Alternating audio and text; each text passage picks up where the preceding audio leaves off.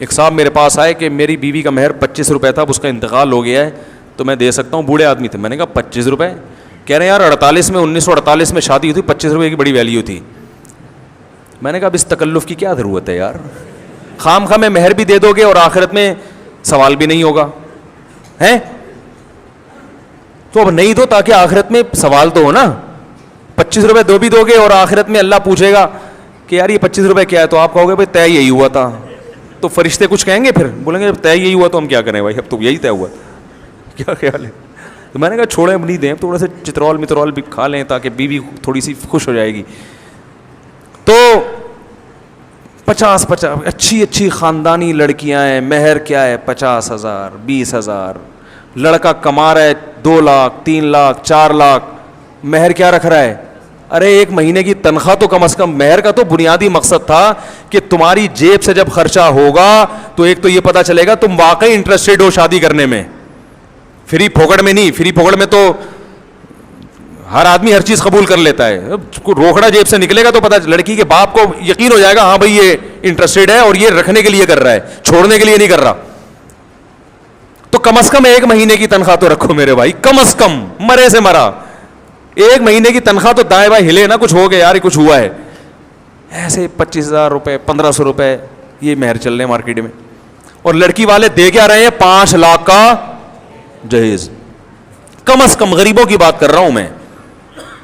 اور پھر جو الگ ساری زندگی سسرال سے دب کے رہنا, یعنی لڑکی والوں کا سسرال سے دب کے رہنا داماد سے, وہ داماد جوتے کی نوک پہ رکھ رہا ہوتا ہے. میں نیو کراچی میں تھا نا, تو وہاں گجراتی لوگ ہیں, وہ تو انڈین کلچر ان کے ہاں بہت زیادہ ہے نا, کیونکہ وہ کافی بعد میں مائگریٹ کر کے آئے. وہ مجھے کہنے لگے ہمارے یہاں جب کسی کو گالی دینی ہوتی ہے نا, بددعا دینی ہوتی ہے, ہم کہتے ہیں اللہ کرے کہ تو میرا سسر بن جائے. میں نے کہا یہ کیا, یہ دعا ہے بددعا ہے؟ انہوں نے کہا یہ بددعا ہے. میں نے کہا کیوں کہہ رہے ہیں؟ جب سسر بن جائے گا نا تو پھر میں جو تجھے ستاؤں گا تو میں صرف ستانے کا آپشن میرے پاس ہوگا, تیرے پاس انتقام لینے کا آپشن نہیں ہوگا, کیونکہ تیری بیٹی میرے پاس ہے. یہ کلچر کہاں سے آیا ہے؟ اسلام کا نہیں ہے یہ. اس لیے کہ وہ بیچارے اتنے مجبور کہ ہم نے 5 لاکھ جہیز بھی دیا اور کم بخت اتنی مصیبت سے استخارے نکال کے اور پتہ نہیں کیا کرا کے یہ منوس معذرت کے ساتھ ہمیں ملا ہے. اب اگر اس نے طلاق دے دی تو پھر تو طلاق کا دھبا جب لگے گا تو 50,000 مہر کے بجائے اب کتنا ملے گا؟ 5,000.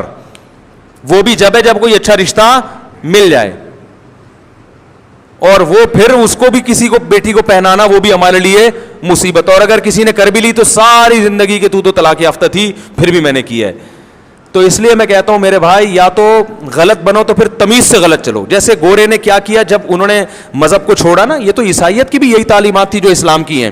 انہوں نے عیسائی مذہب کو جب اپنی اسمبلی سے نکالا اور کلچر سے نکالا, مذہب صرف چرچ کے اندر محدود رہ گیا, تو وہ لبرل اس معنی میں جو میں آپ کو لبرل کے جو بتا رہا تھا کہ مذہب دشمن, تو وہ بنتے چلے گئے. پھر انہوں نے ہر غلط کو صحیح کرنے کے لیے اس سے زیادہ غلط کیا. پھر اسے اب وہ اتنا غلط کر دیا کہ گے میرج بھی حلال ہو گئی ان کے یہاں, باپ باپ کو اولڈ ہوم میں جمع کرانا بھی کیا بن گیا؟ حلال ہو گیا. بچیوں کو ماں کے پیٹ میں مارنا بھی کیا ہو گیا؟ حلال ہو گیا. اور آپ نے ایک بیوی رکھ کے 10 گرل فرینڈ رکھی ہے, اس کے بھی الاؤڈ کر دیا انہوں نے. حالانکہ یہ تو بالکل ہی سائنس کے خلاف ہے. ابے تو اپنی بیوی سے وفا, جب تو نے شادی کی ہے تو پھر تیرے دوسری لڑکیوں میں انٹرسٹڈ کیوں ہے؟ کہہ رہے ہیں تو کیا کریں ہم. ہو گیا. پھر جب مرد کو اجازت مل گئی تو آپ کی بیگم صاحبہ نے بھی اگر بوائے فرینڈ رکھ لیے تو وہ بھی, تو پھر اس تکلف کی ضرورت کیا تھی؟ ہاں, تو پھنسے چلے جا رہے ہیں. اب ان کے پاس کوئی حل نہیں ہے. جس دلدل میں انہوں نے اپنے آپ کو پھینک دیا ہے نا, اب ان کے پاس سوائے اسلام کے کہ پورے اسلام میں داخل ہو جائیں, اب کوئی حل نہیں ہے. اور وہ بھی اب اسلام دشمنی اتنی کر چکے ہیں کہ اب اس کی طرف بھی آنا, کہ بھائی جن مذہب کو ہم صبح شام برا والا کہتے تھے, تبھی تو کہتے ہیں نا کہ کسی سے دشمنی کرو تو اتنی کہ واپسی کا آپشن رہے. ایک ڈاکٹر سے آپ نے دشمنی لے لی اور آپ کو پتا ہے آپ کے محلے میں اس کے علاوہ کوئی دوسرا ڈاکٹر ہے نہیں, تو پھر کیسے ٹیکا لگواؤ گے اس سے؟ بخار ہو گیا اور اس کے علاوہ کوئی ڈاکٹر نہیں ہے, اب اس سے ٹیکا لگواتے ہوئے ڈرے گا یار کوئی زہر کا انجیکشن نہ لگا دے. یہ کیا خیال ہے بھائی؟ تو ایک اللہ تھا جو صحیح راستہ بتاتا, آپ نے اللہ اور اللہ والوں سے ہمیشہ کے لیے دشمنی کر لی. اس کو اپنی ڈکشنری سے نکال دیا, اپنی اسمبلی سے نکال دیا, چرچ تک محدود کر دیا, مسجدوں تک محدود کر دیا, تو پھر وہی ہوگا جو معاشرے میں ہو رہا ہے. پھر خودکشیاں ہوں گی, ڈپریشن کی گولیوں کا کاروبار عروج پہ ہوگا. آپ کو پتا ہے کہ اس زمانے میں جتنی مالی فراوانی ہے پہلے زمانے میں نہیں ہوا. پہلے زمانے میں غربت بہت تھی, اس زمانے میں جو ترقی ہے اور مال و دولت کی روانی ہے وہ زیادہ ہے, لیکن پہلے ڈپریشن کی گولیاں نہیں بکا کرتی تھیں.